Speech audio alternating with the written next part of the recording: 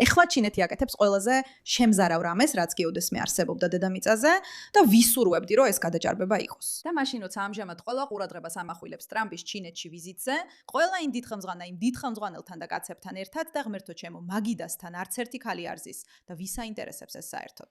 იქ კიდევ რაღაც ხდება, რაც ბევრად უფრო შემაშფოთებელია. განსაკუთრებით იმის გათვალისწინებით, რომ ეხლა ამ ორ ქვეყანას შორის სავარაუდო სავაჭრო შეთანხმებაზე საუბრობენ. არ ვიცი, რაღაცები ცოტა უცნაურადაა, მაგრამ უბრალოდ მოგცემთ საშუალებას, თქვენ თვითონ უყუროთ ამას და მითხრათ, როგორ იგრძნობდით თავს, თუ ასეთ ძლიერ მეთვალყურეობის ქვეშ იცხოვრებდით. გახსოვდეთ, ჩინეთი, როგორც ვიცით, კომუნისტური ქვეყანაა და ზოგიერთი კომუნიზმს ზეიმობს, ბლა. მაგრამ ავიწყდებათ, სინამდვილეში რას ნიშნავს ეს? ღმერთო ჩემო, ეს ერთ-ერთი ყველაზე შემზარავი და საშინელი რამაა, რაც გეოდესმე მინახავს. კარგი, დავიწყოთ. ღმერთო ჩემო. დიდი ძმა გიხურებს. პეკინში კამერები ყველგანაა. ჩვენ ჰადიანის სადგურთან ვდგავართ და მხოლოდ ამ კუთხეში მინიმუმ 20 კამერას ვთვლი. სინამდვილეში პეკინში მხოლოდ წელს 1500 კამერა დაამატეს. ისინი ყველაფერს ხედავენ. აქ არავინ კვეთს ქუჩას წესების დარღვევით, რადგან მაშინვე ჯარიმას მიიღებს.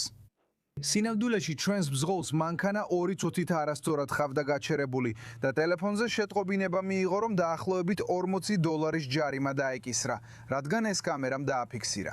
ეხლა არსებობს რეალური კითხვები, თუ რა არის ჩინეთის კომუნისტური პარტიის მიზანი მოქალაქეების თვალთვალისა და სოციალური ქულის სისტემასთან დაკავშირებით. ისინი ამბობენ, რომ ეს ყველას უსაფრთხოების შეგრძნებისთვის კეთდება. ეს კამერები ყოველ წუთს აკვირდებიან. ისინი ყველგან არიან. და ისინი სიტყვით ყველგან არიან, მეგობრებო, თქვენ ვერ ხვდებით, შეხედეთ ამ ვიდეოს. ეხლა უკვე ამ თემაში ჩავიძირე. შეშინებული ვარ. კარგი. თუ რამეს არასწორად გააკეთებ, შენი სახე და დეტალები შემდეგ შენ სამეზობლოში გამოჩნდება, რომ ყველამ ნახოს.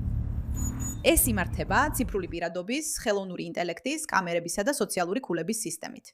ამიტომაც არ გაგიკვირდებათ, რომ დიდ ბრიტანეთში ადამიანები შიშობენ, რადგან ხელისუფლებას ციფრული პირადობების შემოღება სურს. რადგან ეს ისეთი დისტოპიური, სრულიად შემზარავი, საზიზღარი და გულისამრევი რამეა. წარმოიდგინე, სადაც არ უნდა წახვიდე, იცი რომ გითვალთვალებენ. გულისხმობ თუნდაც სამუშაო ადგილზეც კი.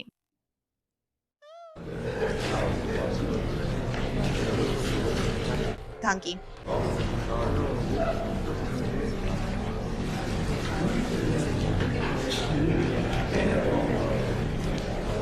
არ ვიცი გესმით თუ არა, მაგრამ ეს ნიშნავს, რომ დრო ეხლა იწყებს დათვლას, რადგან თანამშრომელი ცოტა ხნით თავის მაგიდას მოშორდა. ასე რომ მას შეიძლება ხელფასი შეუმცირდეს. მოიცადეთ, ეხლა წითლიდან მწვანეზე გადავა. ღმერთო ჩემო. სხვათა შორის, ეს არის ის, რასაც ადამიანები ითხოვენ, როცა ამბობენ დააბრუნე კომუნიზმი.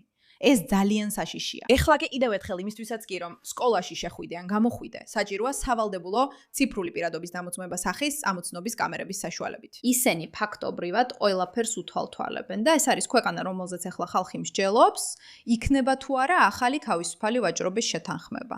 მაგრამ რას ნიშნავს ეს? რა ძულს იმის გაფიქრებაც კი რომ არსებობს ადგილი მსოფლიოში, მაგრამ სადაც არ უნდა წახვიდე. ყველგან გაკონტროლებენ.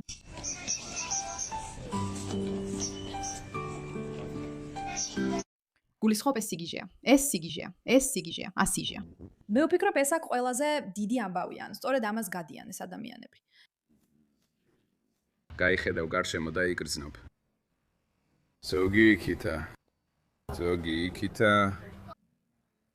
ზოგი იქითა, შორს. ეს საშინელება. ეს გავს რაღაცა სახის ხელოვნური ინტელექტის მიერ შექმნილ კიბერპანკულ კოშმარს, მაგრამ ეს ხელოვნური ინტელექტის მიერ შექმნილი არ არის, ეს რეალურია.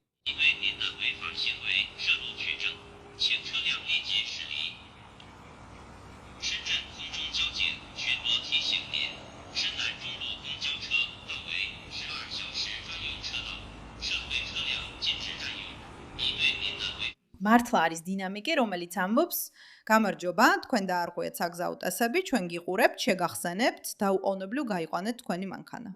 ო, ჩემო ღმერთო, ჩემო. რა თქმა უნდა, ეს ჩინეთშია. ქვეყანა, რომელიც ასეა გამსჭვალული მაღალტექნოლოგიური ტოტალიტარიზმით. ფაქტობრივად, მან ყველა დისტოპიური ფილმი უაზრო პასტიშად აქცია.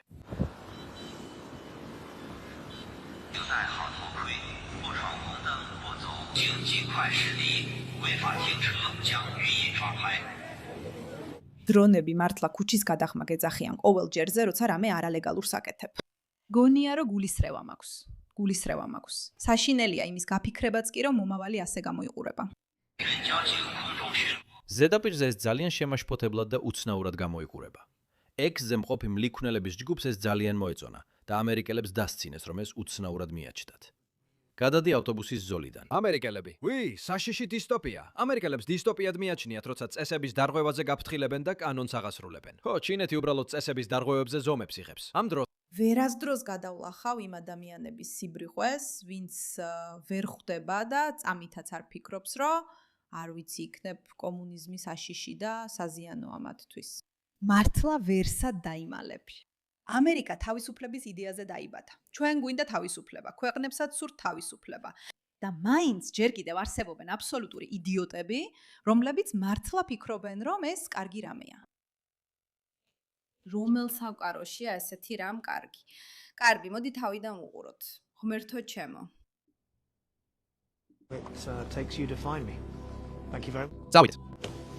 身份证以及他所经过，比方说在过去1周，我们回溯他的行进路程，我们也做了像人和车的匹配。那同时在人上匹配，还包括亲属关系匹配，然后是你经常接触人员之间匹配。就是当摄像机布到或者我们传感器布到一定密度的时候。 აბა რა ხდება აქ 2017 წლის დემონსტრაციაზე 2017 წელი კარგი ეს თითქმის 10 წლის წინ იყო ჩინეთის ხელისუფლებამ 2017 წელს ქალაქ გუაიუანჯაში BBC-ს რეპორტიორი იპოვა და დააკავა 7 წუთზე ნაკლებ დროში. მხოლოდ ერთი ფოტოსა და მათი ფართო სახის ამოცნობის სისტემის გამოყენებით. ეს არის დადგმული წვრთნა, რომელიც მიზნად ისახავს ჩინეთის Skynet-ის მეთვალყურეობის სისტემის შესაძლებლობების ჩვენებას. ეს სისტემა აერთიანებს ასობით მილიონ ვიდეოკამერას ხელოვნურ ინტელექტთან და ეროვნული პირადობის მონაცემთა ბაზებთან. სისტემა რეალურ დროში მუშაობს, რაც ხელისუფლებას საშუალებას აძლევს კამერით დაფიქსირებული სახე პირადობის მონაცემებთან შეადაროს და გადაადგილება ერთმანეთთან დაკავშირებულ კამერებზე თითქმის მყისიერად დააკვირდეს. ეს წლებია, რაც გრძელდება. მათ პირდაპირ სამუდამო სასჯელს აკისრებენ ადამიანებს, რომლებიც ოდნავ მაინც გააკრიტიკებენ მთავრობას. უგრძალავენ ფრენას, საზოგადოებრივი ტრანსპორტით სარგებლობას, საბანკო მომსახურებას, დასაქმებას და ბავშვებსაც კი უგრძალავენ სკოლაში ადგილის მიღებას. უბრალოდ კანონის დარღვევებს აღკვეთენ. რამდენ ხანში ვიხილავთ ასეთ შემაწუხებელ მეთვალყურეობას დასავლეთის ქვეყნებში? თუ დაფიქრდებით, ეს პრობლემის, რეაქციის და გადაწყვეტის იდეალური მაგალითია. მთავრობები განზრახ შემოიყვანენ დიდი რაოდენობით კრიმინალურ მიდრეკილ ადამიანებს უცხო ქვეყნებიდან. ისინი განზრახ აძლევენ, ოდესრაც კარგად ფუნქციონირებადი მაღალი ნდობის მქონე საზოგადოებებს დეგრადირების საშუალებას და აქცევენ მათ დაბალი ნდობის დანაშაულით სავსე ადგილებად. და საზოგადოება ითხოვს Blade Runner-ის სტილის ავტორიტარიზმს, რომ ყველაფერი გამოასწოროს. ამით კიდევ უფრო აძლიერებენ იმავე მთავრობას, რომელმაც ეს პრობლემა თავიდანვე შექმნა. როგორ შეიძლება ვინმე საღგონებაზე მართლა ეგონოს, რომ შენი 24 საათი, კვირაში 7 დღე მეთვალყურეობა, ისე რომ ვერსად წახვიდე დაჭერის გარეშე, კარგი იდეაა. გახსოვთ 2017 წელს მათ 7 წუთი დასჭირდათ, რომ ვინმე ეპოვათ. ასე რომ წარმოიდგინეთ, ახლა რამდენად სწრაფად და ეფექტურად შეუძლიათ ეს. აბსოლუტურად ყველა შეცდომა, რასაც დაუშვებ. ყველაფერი, რაც გონია, რომ შეგრჩება, კამერაზეა, დოკუმენტირებულია და ვიღაც უყურებს. ვიღაც იქაა, რომ მოვიდეს და წაწაიღოს ეს ყველაფერი. სუდად ვარ. ანუ ჩინეთის ვაჭრობის ამბავი არ მადარდებს, არც ის მადარდებს, რომ ტრამპი იქაა. გონია ეს ყველაზე დიდი ამბავია, რომ სწორედ ამას ცდილობენ ადამიანები. და ისევ აქ დიდ ბრიტანეთში ციფრული პირადობის მოწმობა. გესმის როგორ აწვევიან ამას და ფიქრობ, ღმერთო ჩემო, ესაა რაც უნდათ. ეს სიტყვით ისაა რაც უნდათ. დისტოპიური ავტორიტარული სისტემა, სადაც ყველაფერი ითვალთვალება, ყველაფერი კონტროლდება. სახში შესვლასაც კი ვერ შეძლებ. ისინი შეძლებენ სიტყვით, ყველაფერი ნახონ, რასაც აკეთებ. ყველაფერი დოკუმენტირებული იქნება. ვინ მოისურვებდა ასეთ რამეს საღგონებაზე? ვინმე მესნათლად თქვას. მადლობა ყურადღებისთვის, ეს საკითხი.